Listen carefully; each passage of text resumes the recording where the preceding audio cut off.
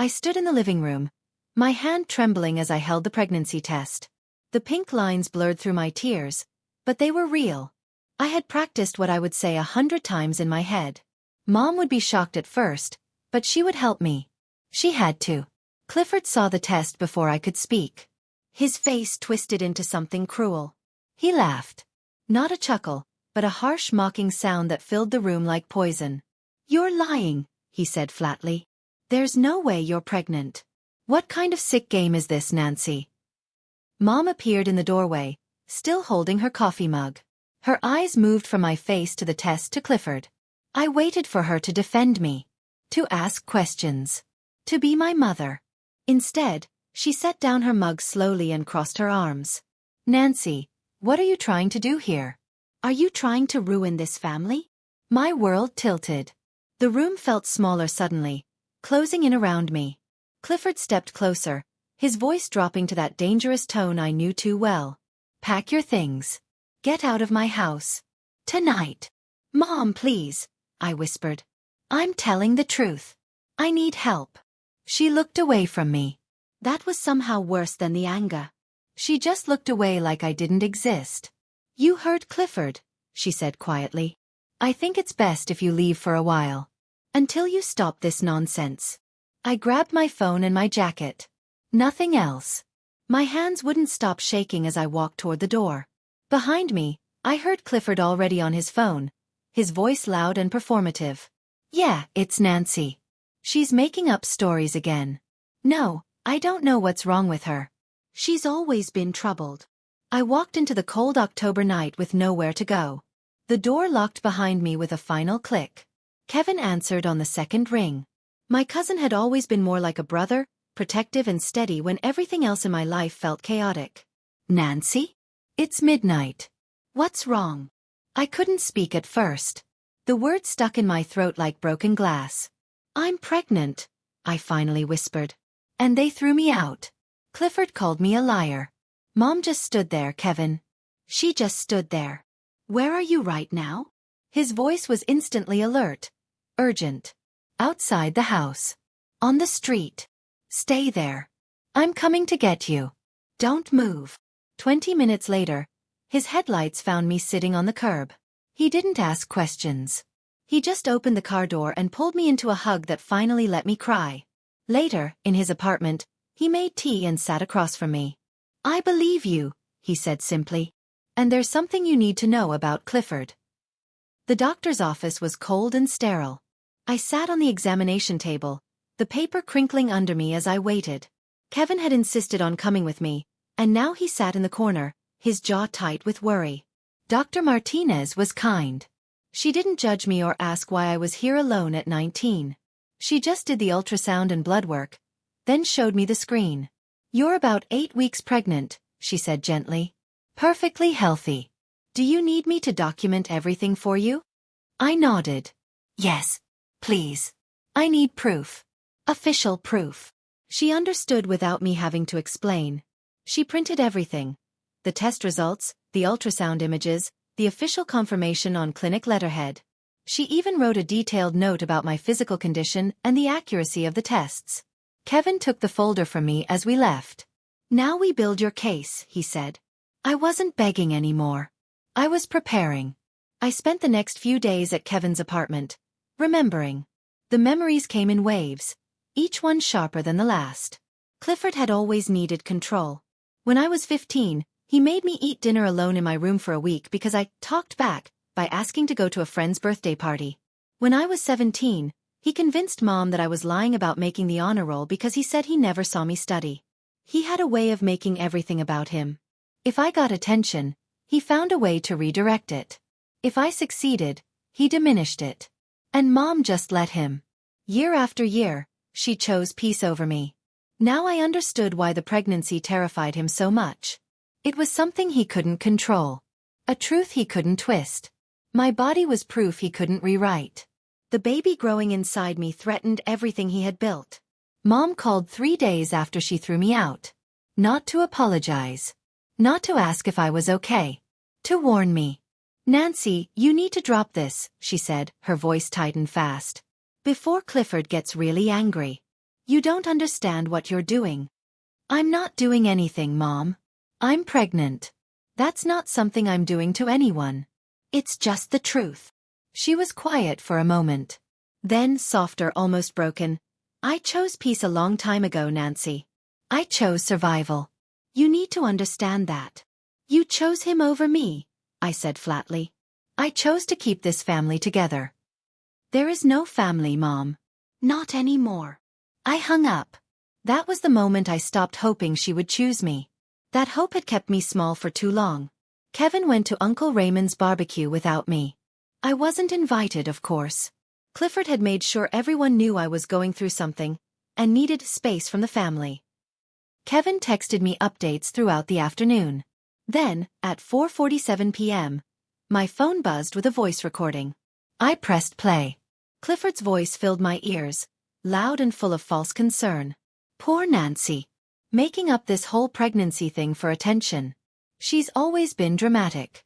I feel bad for her, honestly. She needs professional help. Someone laughed. Multiple people laughed. Did you see the fake test she waved around? Clifford continued. Like we're supposed to believe that. Kevin's voice cut in, cold and sharp. Clifford, you sure you want to keep calling her a liar? The recording ended. Kevin texted, I got everything. The whole thing. He's destroying himself and doesn't even know it. At my follow-up appointment, Dr. Martinez reviewed my charts and paused. She looked up at me with a strange expression. Nancy, you said you've been living with your family until recently, correct? Yes. Until 3 weeks ago. She tapped her pen against the desk. And your stepfather claimed you were away from home during the time you would have conceived? I felt my stomach drop. What do you mean? I'm looking at your conception timeline. Based on the baby's development, conception would have occurred around mid-August. If someone is claiming you weren't home during that period, the dates won't match. My mind raced. August. I was home all of August. I never went anywhere. Clifford knew that. He had to know that. Unless he was lying. Unless he was already building a false narrative, and he hadn't thought through the details. Can you document that timeline? I asked. Already done, she said, sliding the report across the desk. Kevin had been digging. That's what he did when he was angry. He researched, he investigated, he found the truth. Nancy, I need to tell you something about Clifford, he said one evening. We were sitting on his small balcony, the city lights flickering below us. Okay. About 15 years ago, before he married your mom, Clifford had fertility testing done. I found someone who worked at the clinic. He was told he had a very low sperm count. Almost zero chance of having biological children. I stared at him. What? He paid to keep it quiet. Apparently, it destroyed him. He called it an attack on his manhood. Refused to accept it. That's why your pregnancy isn't just inconvenient for him, Nancy. It's threatening. It reminds him of something he tried to bury. Everything clicked into place. This wasn't about me. It was about him. It was always about him. Mom showed up at Kevin's apartment unannounced.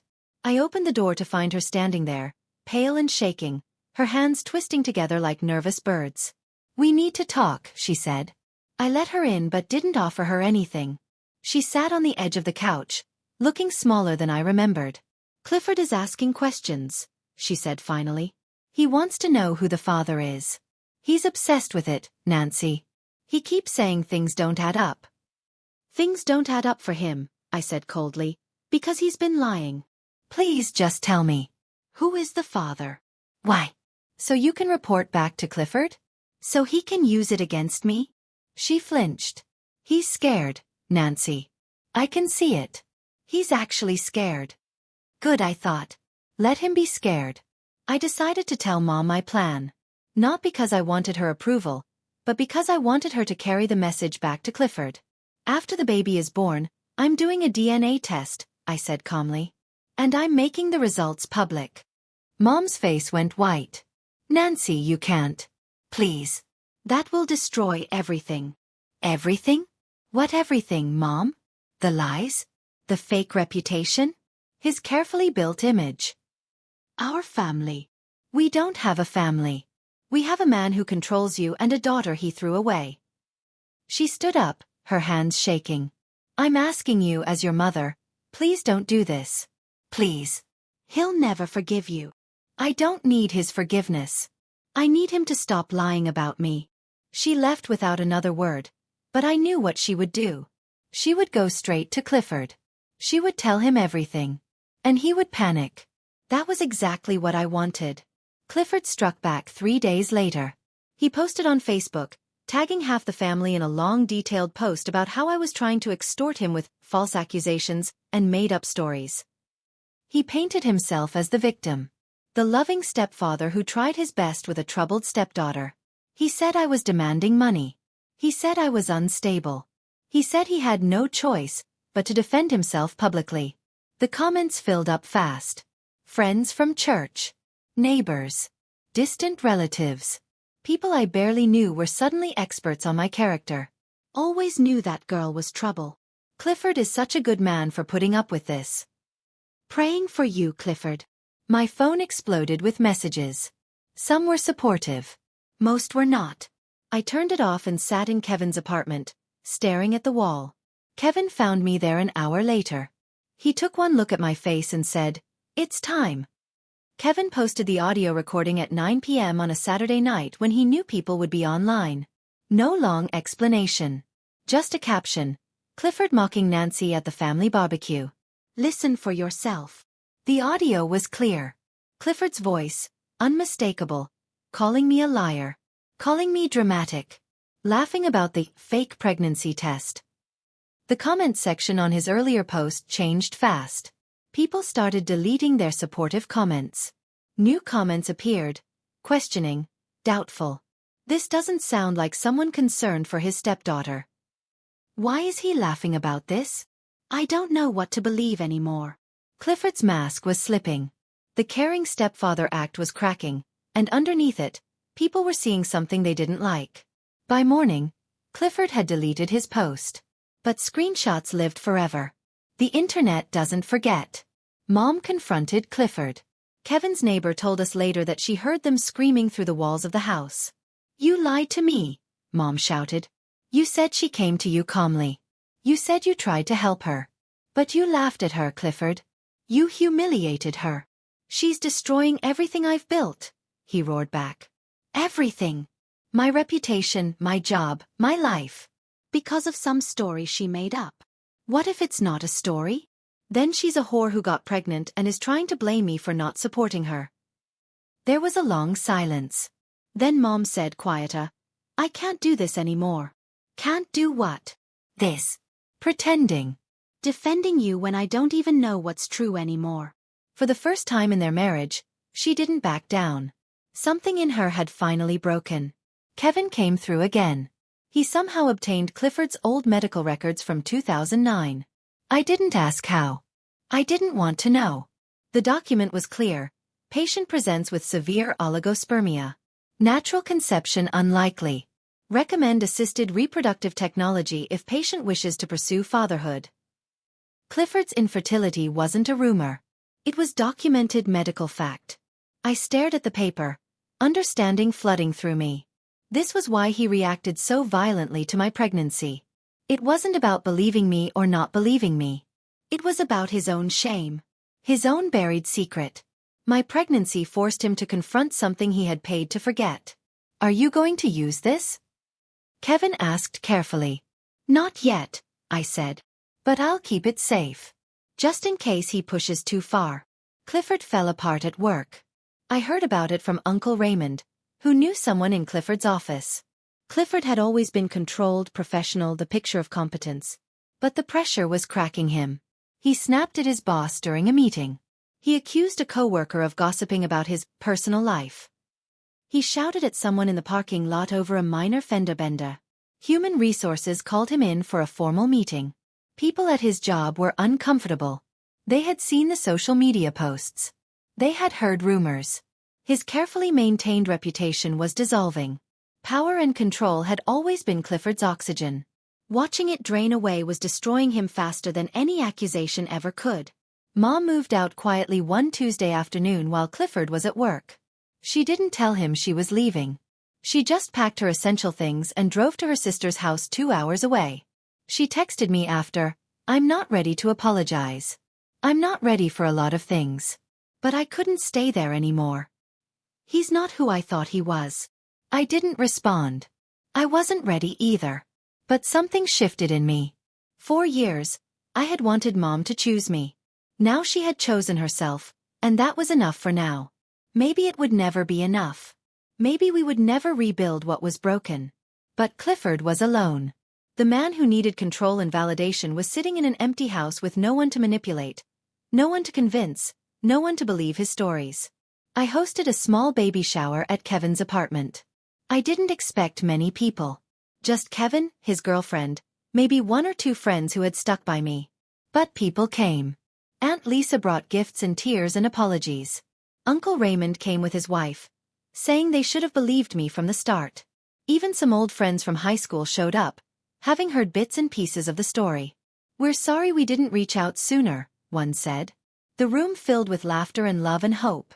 Someone brought a cake. Someone else brought tiny baby clothes that made me cry. This was what family was supposed to feel like.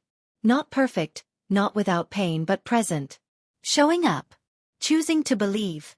Kevin stood next to me, his hand on my shoulder, and whispered, "You did this. You survived him."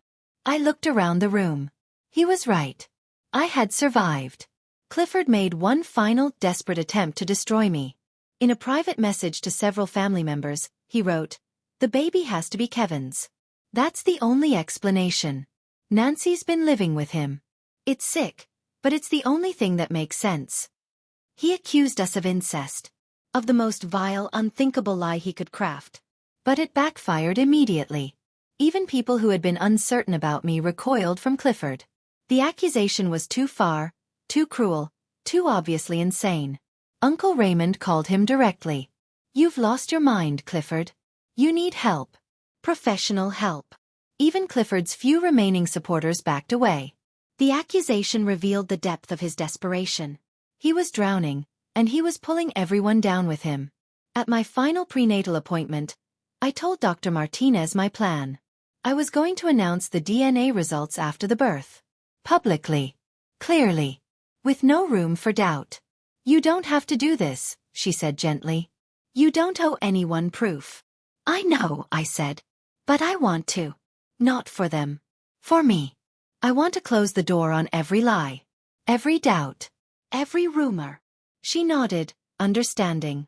I was calm now. The panic and fear from months ago had burned away, leaving something harder and clearer behind. I wasn't afraid of Clifford anymore. I wasn't afraid of the truth. The truth was coming, and I was ready to meet it. Clifford was suspended from his job pending an investigation into his workplace behavior.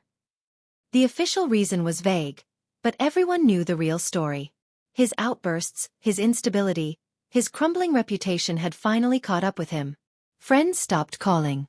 Neighbors avoided him. The man who had thrived on respect and authority was suddenly invisible. I didn't feel triumph. I didn't feel satisfaction. I just felt tired. Justice without cruelty, Kevin had said. This was what that looked like. Clifford had destroyed himself. I had simply refused to let him destroy me too. Mom called the week before my due date. Her voice was small and uncertain. "Nancy, I want to be there when the baby comes. I want to be part of their life. I'm sorry. I know it's too late, but I'm sorry." I was quiet for a long time. Forgiveness wasn't something I could force. It wasn't automatic. "You can visit," I said finally. "After the baby is born. But there are boundaries now, Mom. You don't get to waltz back in and pretend nothing happened." "I understand. And you don't get to bring Clifford into my life or my child's life. Ever. I'm not with Clifford anymore." That surprised me. But it didn't fix anything. Words couldn't fix years of choosing him over me. "We'll see," I said. One step at a time. I gave birth on a cold December morning. The labor was long and painful and beautiful. Kevin was there, holding my hand, coaching me through contractions. His girlfriend brought ice chips and encouragement. When they finally placed my daughter on my chest, tiny and red and screaming, everything else fell away. All the lies, the betrayal, the cruelty. It all faded into background noise. This was real. This perfect, innocent life was the truth made visible. Kevin cut the cord, tears streaming down his face. She's perfect, Nancy. She's absolutely perfect. I named her Hope. Because that's what she was. That's what she gave me. The DNA test results came back 3 weeks later. I had them sent to my lawyer, to Dr. Martinez, and to me. Official. Documented. Undeniable proof. The father was exactly who I had said it was from the beginning. My ex-boyfriend Marcus, who I had dated briefly in August before we broke up. He lived in another state now, and we had agreed he didn't want to be involved. That was fine. I didn't need him. I posted the results on social media with a simple caption. For everyone who called me a liar. For everyone who doubted. Here is your proof. I was telling the truth from the beginning. Clifford never responded. He didn't apologize. He didn't acknowledge it. He just disappeared from social media entirely, his accounts going silent. His last defense had crumbled. There was nothing left for him to say. I look at Hope sleeping in her crib now, 6 months old, and I think about how being doubted almost broke me. How it made me question everything about myself. But it also rebuilt me. Stronger. Clearer. Unafraid. Clifford lives alone now in a small apartment across town. Mom has tried to rebuild a relationship with me. Slowly, carefully, with therapy and boundaries. Some days are harder than others. But I walk forward now without shame, without fear, without the weight of his lies. Hope will grow up knowing her mother fought for the truth. That I refused to be erased. The truth didn't just save me. It ended his world. And it gave me mine back.